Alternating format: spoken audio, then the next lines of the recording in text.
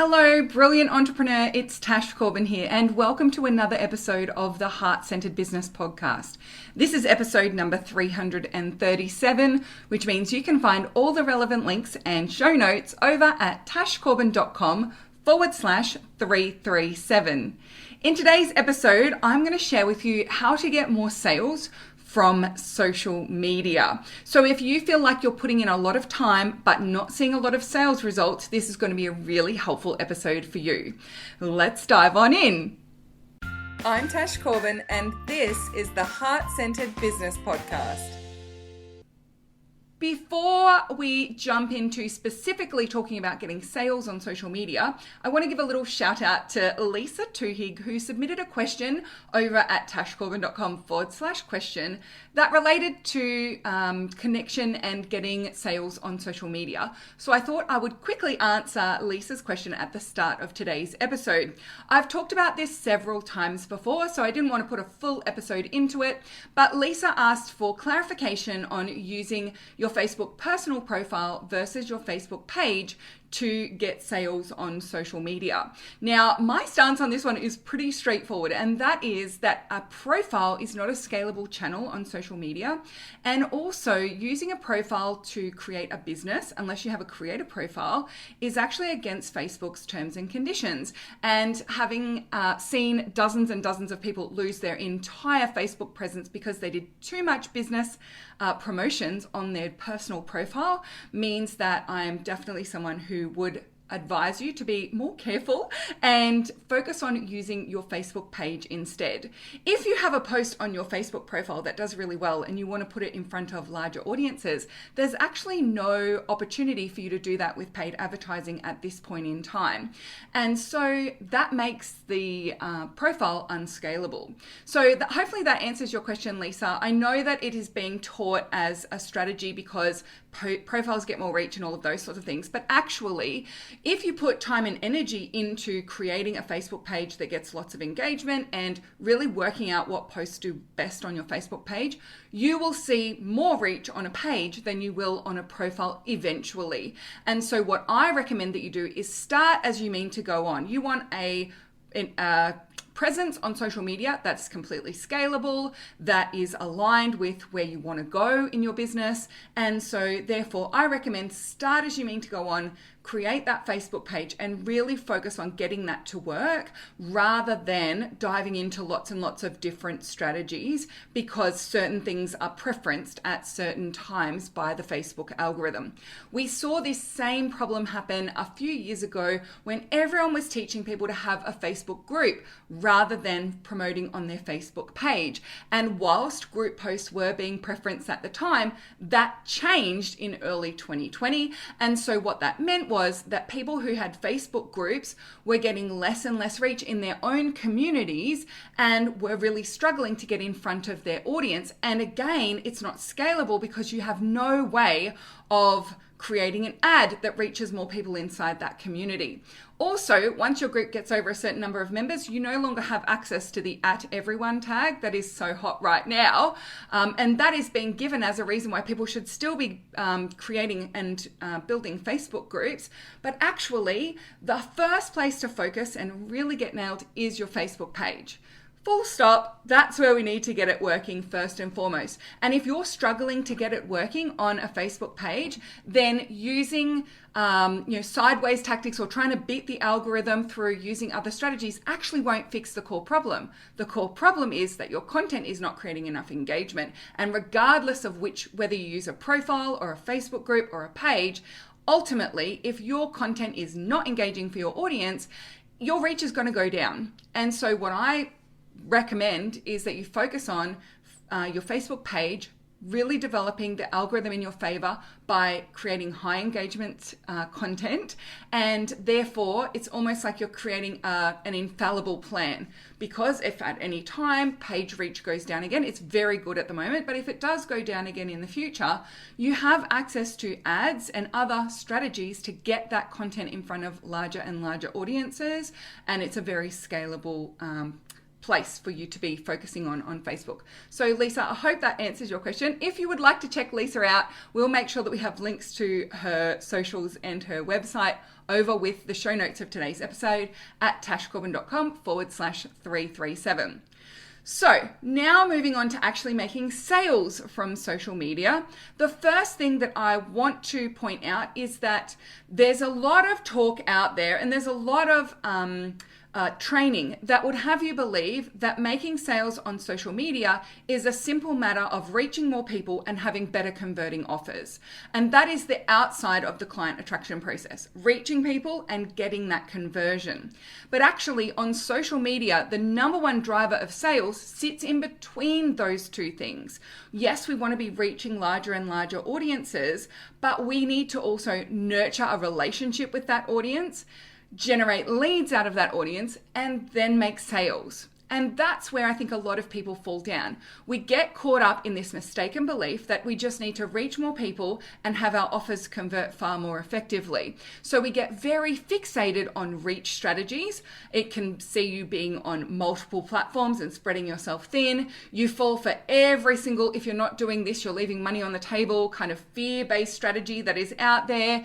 You get very caught up in watching webinars that promise you to have reels go viral or how to get your content get more eyes on it, and so you get very reach orientated when it comes to your social media strategy, and then you're really fixated on getting conversions. So you might then be convinced that you need to hire a copywriter, you need better sales pages, you need better messaging, you need a better offer, you need to go high ticket, you need to go low ticket, you need to have funnels, right? All of these very conversion orientated strategies that don't necessarily create great sales when you're working with a very cold audience. So if we just focus on reach and conversion, what we're trying to do is get cold audience members to buy from us quickly. And that's the exception. It's not the rule. In most cases, people don't just see your stuff on social media and then instantly decide to buy from you. We need to develop a relationship. And that's why reach, nurture, lead generation, and conversion are the 4 key steps of the client attraction process. Because we need to build it by the rule, not build it by the exception. So the only part of your client attraction process that has a direct correlation of numbers with sales is lead generation. You can absolutely 10x your reach on social media, but does that mean you'll 10x your conversions? In most cases, no, it doesn't. You can 10x the number of people who are on your mailing list. You can 10x the number of people who are engaging with your content. But does that mean you'll 10x your sales? Not necessarily. But the one part of your client attraction process that has a direct relationship with sales is lead generation.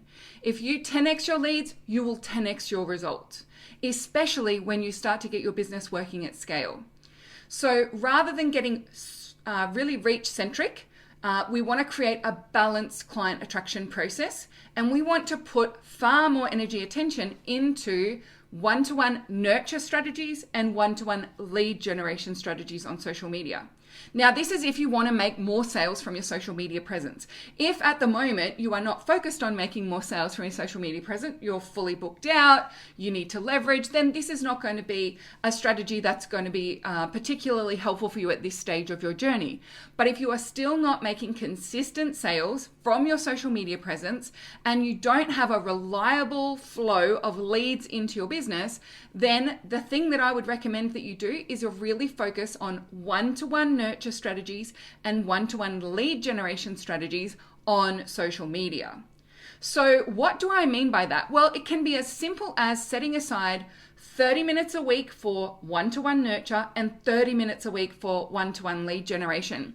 And in that time, experimenting and finding what is the best one-to-one nurture strategy that works effectively for you and is doing its job in your audience, and then similarly for one-to-one lead generation. In fact, when I first started my business, had 30 minutes a day of my social media strategy being one-to-one nurture strategies, because at that point in time, I had time available to me, and I was very focused on ensuring that I was getting the sales in to really prove that people saw value in what it was that I had to offer. And so every day for 30 minutes, I would find ways to go and help people one-to-one, absolutely free on social media. So I wouldn't give away lots and lots of free calls with me. That strategy didn't work for me. I did experiment with that in the early days of my business, but I actually found a paid single session worked far better than a free one for me.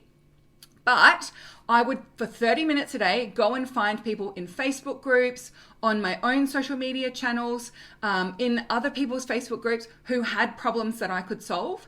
And I would put time and energy into helping people solve those problems. So if someone was in a Facebook group saying, how do I structure a blog so that it's doing its job? I would go in and in the comments, write some tips on how to structure a blog so that it was doing its jobs. And then I would take that information and I would also create an article or a video that I could put on my own content channels that answered that same question. Going into Facebook communities and going onto my own social media channels and asking people what they were stuck with and then helping them immediately not only created lots and lots of really strong relationships online, but it also gave me all the information I needed to have a content plan that lasted me for 2 years. Because every time I helped someone, I found another specific question that they were asking about or another thing that they needed help with that I could create some useful educational content around. So finding ways to have access to those people who are most interested in your work, who are asking questions about things that you can help with, is a critical part of a social media strategy. Now, what that generally means for a lot of people is that they end up going onto far too many social media platforms. They decide that there's not enough people who are engaging with them on Facebook, so they need to be on Instagram, or they need to be on TikTok, or they need to be on LinkedIn. And what you end up doing is going back to being very reach orientated. So spreading yourself across multiple platforms is a reach strategy. It's not actually a nurture strategy. So rather than jumping from platform to platform to platform, what I would recommend that you do is really focus on one platform and create a one-to-one nurture and one-to-one lead generation strategy that is going to be super effective for you. It's within your wheelhouse and your strengths. It works for your audience, and therefore it's going to create far more leads, which is going to directly correlate to creating far more sales. So we want to spend time on social media proactively nurturing one-to-one relationships and proactively qualifying people to see if they are a good fit to work with you or they are a hot lead for your work. So this comes from a range of different pieces of content, asking questions on social media. It might be that you do an Ask Me Anything where people can submit questions to you and you're responding to those questions and developing a one-to-one relationship. Something that I love to do is to look through my social media posts, whether that be on my page or in Facebook groups where I do spend a bit of time still to this day. And I look for people who are consistently commenting, people who are consistently asking questions. And then I'll offer to do something or help them with something free of charge. I'll say, hey, you've been really helpful with me. I'm so grateful for all of the comments and questions that you post on socials. Is it okay if I send you a DM to offer something as a thank you? And most people say yes. And then I send them a DM and say, as a thank you, I'd love to just help you move forward with whatever you're stuck with right now. Why don't you let me know what you're working on in your business and where you find you're getting stuck, and I can help you work out what the next focal point should be for you. And lots of people take me up on that offer, and then a portion of them are great leads. They are interested in working with me further. That's why they're so engaged on my social channels. That's why they're asking lots of questions, because they are looking for someone to help them to grow their business. So if I help them to grow their business, then we're creating that relationship. And then if they find the strategies that I share and the things that we talk about helpful, then they're far more likely to then be interested in potentially working together into the future. Now, one of the things I will say about this strategy is that not everyone is going to be a lead instantly. A lot of people get caught up in these types of strategies as a get rich quick kind of process and they use it sort of in a flash and then they crash. So rather than just doing this once off here and there, what we're looking to do is create a consistent flow of leads into your business. So how can you consistently engage in one-to-one nurture strategies and one-to-one qualifying people into lead generation? And so if that means, as I said, setting aside a half hour a week for nurture and a half hour a week for lead generation, that's an hour a week just focusing on one-to-one relationships on social media. Now, I have been leading some people through this in a mastermind, and we've been experimenting with different one-to-one nurture strategies and one-to-one lead generation strategies. This is part of my takeoff program. And it has been fascinating to see how much people actually love and adore this process when they see actually people are super excited to hear from me. People are asking me questions. I'm having far more direct message conversations on social media than I've ever had before, and they're so insightful. And a lot of these people are asking how they can keep working with me. I don't even need to be doing the salesy, pushy, telling them how we can work together. They're asking because we're building a relationship and I'm helping them with something.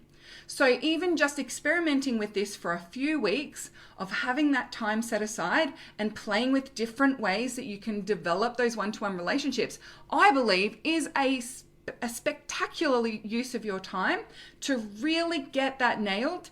And I believe it really does result in, if you're doing it every single week, it results in that consistent flow of leads and those consistent sales coming in from social media.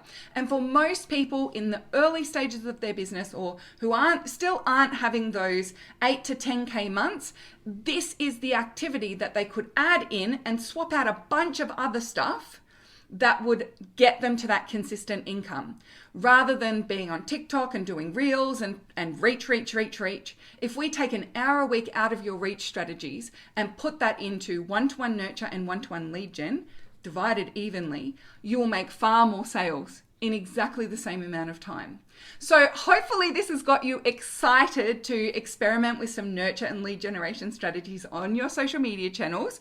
And if you are looking for more insights on how to get those leads and sales coming in from Facebook in particular, then make sure you come over to the show notes of today's episode at tashcorbin.com/337, and I'll have a link there for you to come and check out my $0 Facebook marketing strategy, which is a free training to help you with a detailed plan on how to grow your Facebook presence and get those leads and sales coming in from Facebook as well. Thank you so much for joining me for this episode of the Heart-Centered Business Podcast. Until next time, I cannot wait to see you shine. Bye for now. Would you like more tips, tools, and resources to help you grow your heart-centered business? Head to tashcorbin.com today.